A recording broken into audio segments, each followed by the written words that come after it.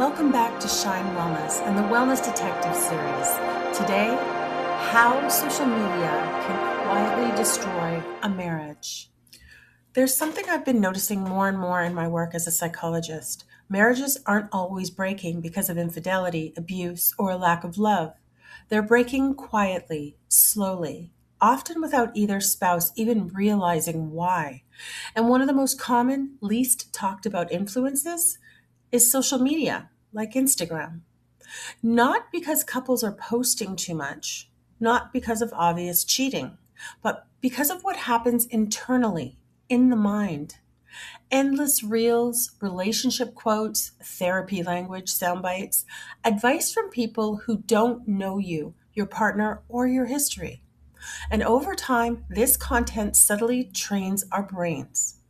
It trains us to scan for red flags, to interpret conflict as incompatibility, to protect our own narrative, instead of reflecting, repairing, and taking responsibility. The algorithm doesn't care about your marriage contract. It doesn't care about your vows. It doesn't care about your children, your shared history, or your home. Its job is not wisdom, its job is engagement. And engagement thrives on outrage, validation, and polarization. So it feeds content that says, you're right, your feelings are facts. If they loved you, they wouldn't do whatever. You deserve better. What feels like self awareness can quietly become an echo chamber, a place where your perspective is constantly affirmed but never challenged. And when that happens, communication in a marriage starts to rot. Mercy disappears, curiosity dies, repair feels unnecessary because blame feels clearer. Small issues become moral verdicts. Normal relational friction becomes evidence of betrayal or emotional neglect. Partners stop asking, "What am I contributing to this dynamic?" and start asking, "Why is my partner failing me?" Many marriages today are not failing because love is gone. They're failing because patience has been replaced by performative insight. Wisdom has been replaced by viral certainty. And real guidance has been replaced by content designed to keep you scrolling, not growing. Healthy marriages require nuance. They require humility. They require tolerating discomfort without immediately assigning fault. Algorithms don't teach that. People do. Therapy does. Honest conversations do.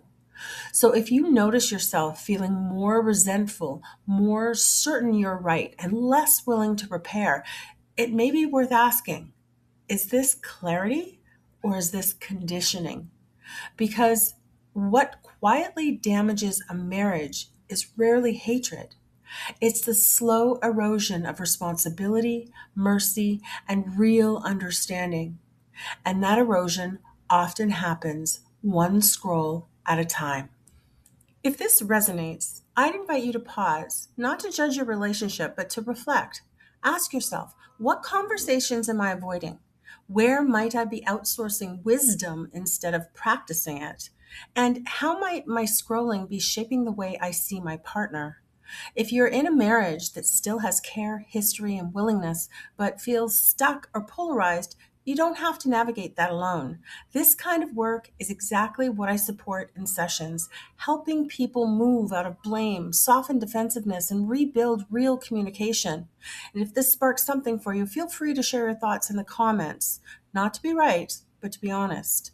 Sometimes awareness isn't about learning more, it's about listening better to yourself and to the person beside you. If conversations like this matter to you, I invite you to subscribe to my growing channel. And feel free to share your thoughts in the comments. And remember, it's always a great time to shine. Thank you so much for watching. I'll catch you in the next video.